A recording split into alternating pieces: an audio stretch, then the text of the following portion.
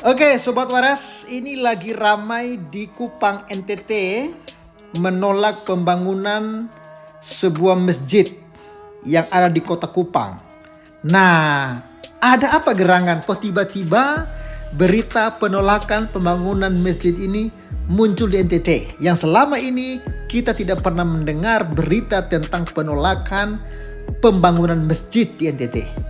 Apakah ini sebuah bentuk balas dendam terhadap kelakuan-kelakuan mereka terhadap kekristenan di tanah Jawa? Karena di Pulau Jawa ya sering sekali terjadi penolakan terhadap pembangunan gereja. Apakah ini sebuah bentuk balas dendam, kawan-kawan? Tapi saya yakin tidak deh.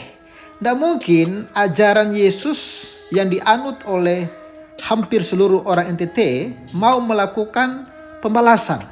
Pasti ada alasan lain kenapa orang-orang NTT dalam konteks ini melakukan penolakan terhadap pembangunan sebuah masjid di sana. Dan informasi ini saya temukan di beberapa platform media sosial dan sudah saya salin dan saya muat juga di akun TokTok saya. Kawan-kawan yang belum follow ya bisa masuk ya ke akun TokTok Pavel. Ini ya, pembangunan masjid di kota Kupang ditolak warga. Nah,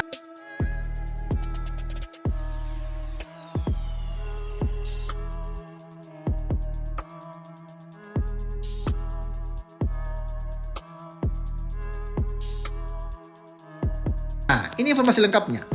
Warga Kelurahan Liliba, Kota Kupang menolak pembangunan Masjid Darul Amanah di Jalan Libra, RT 38 RW 14, Kelurahan Liliba.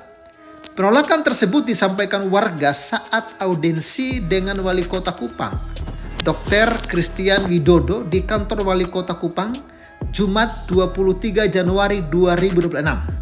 Perwakilan warga Alan Mojo menegaskan penolakan warga atas pembangunan masjid tersebut bukan persoalan bangunan apa yang akan dibangun, namun terkait dokumen persyaratan yang dimanipulasi panitia pembangunan masjid. Berarti ada manipulasi ya mengenai dokumen. Pantasan ya kenapa warga-warga Kota Kupang itu menolak pembangunan masjid tersebut.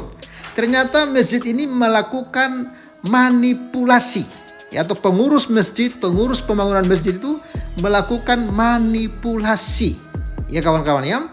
Lalu apa yang mereka manipulasi? Yaitu tanda tangan warga sekitar lokasi masjid.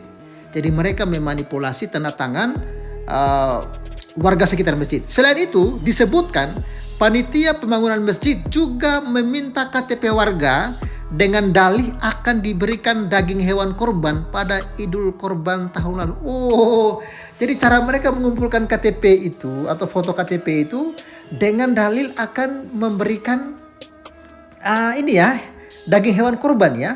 Luar biasa pembohongnya mereka ini. Yang sangat kita sesalkan itu panitia pembangunan manipulasi dokumen. Dia jalan ke warga-warga bilang mau kasih daging korban. KTP di foto terus dikasih ke FKUB. Ya 3 bundel dan bilang ini dukungan pembangunan masjid. Padahal bukan. Ungkapnya kepada wartawan usai beraudiens dengan Wali Kota Kupang. Luar biasa pembohongnya manusia-manusia ini ya, karena memang ya mereka tuh boleh berbohong pada dalam 3 hal. Ajaran mereka berbohong itu adalah hal yang halal, hal yang diridho Allah itu adalah berbohong. Boleh kok dalam 3 hal. Apalagi dalam pembangunan masjid begini ya berbohong itu sah-sah saja ya. Makanya mereka lakukan. Benar gak sih? Menurut Alan, dalam permohonan pembangunan masjid yang disampaikan ke FKUB juga tidak terdapat tanda tangan RT, RW, lurah dan camat setempat. Bayangkan. Nggak ada tanda tangan RT, nggak ada RW-nya, lurahnya, camat setempat nggak ada. Cuman ada nama RT, RW, dan mengetahui camat dan lurah. Tidak ada tanda tangan. Bukan masalah mau bangun apa, tapi kalau caranya pakai penipuan begini tidak baik tegasnya. Apalagi rumah Allah mau dibangun, rumah ibadah mau dibangun kok pakai penipuan segala.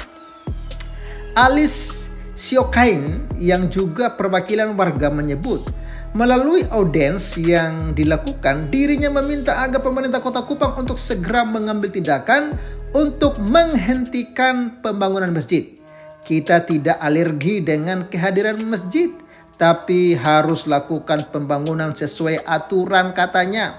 Menurutnya, pembangunan masjid di lingkungan tersebut tidak bersifat urgensi, mengingat ada 2 masjid lain yang jaraknya sekitar 500 meter di RT tersebut. Selain itu, tercatat hanya terdapat 4 hanya ada 4 kakak yang tinggal di RT tersebut. Saya kira bukan kebutuhan yang mendesak, ujarnya.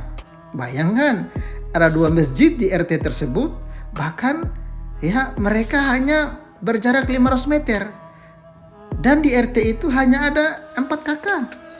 Meski begitu, dirinya menegaskan warga tidak akan mengambil langkah sendiri dalam persoalan ini. Ya, kalau warga Kupang kan bukan seperti mereka, dikit-dikit demo dulu deh, ribut dulu, bongkar dulu ya. Urusan polisi urusan kemudian ya. Audiensi urusan kemudian, yang penting kita demo dulu, kita bongkar dulu. Kalau mereka kan begitu. Itu sering terjadi kan? Ya, mereka tidak butuh audiens dengan polisi, mereka nggak butuh. Yang penting hajar dulu deh, rusak dulu kan. Setelah rusak baru mulai dialog. Itu kan sifat iblis sebenarnya. Meski begitu, dirinya menegaskan warga tidak akan mengambil langkah sendiri dalam persoalan ini. Kami serahkan semua ke pemerintah. Kami tidak mau ambil langkah sendiri karena justru mengganggu toleransi, katanya. Sementara itu, Wali Kota Kupang, Dr. Christian Widodo, mengatakan Pemkot Kupang akan segera mengecek ya dokumen terkait pembangunan masjid tersebut. Kalau memang belum lengkap, harus dihentikan sementara untuk lengkapi dokumennya sesuai aturan. Kita harus bersandar pada hukum. Pembangunan rumah ibadah kan harus ada izin FKUB Kemenak. Kalau itu belum dipenuhi, harus yang dihentikan dulu, jelasnya usai audiens yang berlangsung tertutup itu. Source expontt.com. Gimana menurut kawan-kawan? Ya, kita tunggu deh gimana respon dari MUI. Ya, kita tunggu bagaimana respon dari Kemenak ya. Oke, itu dulu deh dari Pavel. Semoga Kupang terus damai ya, dan semoga kedepannya Indonesia juga damai. Saling menghargai. Bagaimana perasaan kalian ketika kalian diperlakukan seperti itu? Pasti sakit kan? Jadi jangan berbuat jahat sama orang kalau kalian juga tidak mau kelakuan kalian juga menjadi atau kalian juga diperlakukan demikian.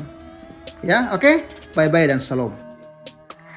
Oke, Sobat Waras, Pavel 88 Channel. Hari ini kita kedatangan seorang hamba Tuhan dari desa juga. Dan kita akan menyerahkan seperangkat alat ini ya, toa, ampli, sama mic untuk hambanya pakai dalam pelayanan di pedesaan. Iya, terima kasih. Ya. Ini perangkat toanya sama ampli. Ya, semoga bermanfaat dalam pelayanan Pak Pendeta. Iya, terima kasih Pak Pendeta. Semoga jadi berkat untuk keluarga dan Amin. yang memberi dia. Amin. Puji Tuhan. Oke. Oke, hati di jalan ya. Tuhan berkati ya. Terima kasih. Sip. Yuk. Bagi Sobat Waras yang rindu untuk menabur, mendukung pelayanan Pavel di pedesaan, Anda bisa support Pavel melalui nomor rekening yang ada di layar kaca. Terima kasih, Tuhan Yesus memberkati.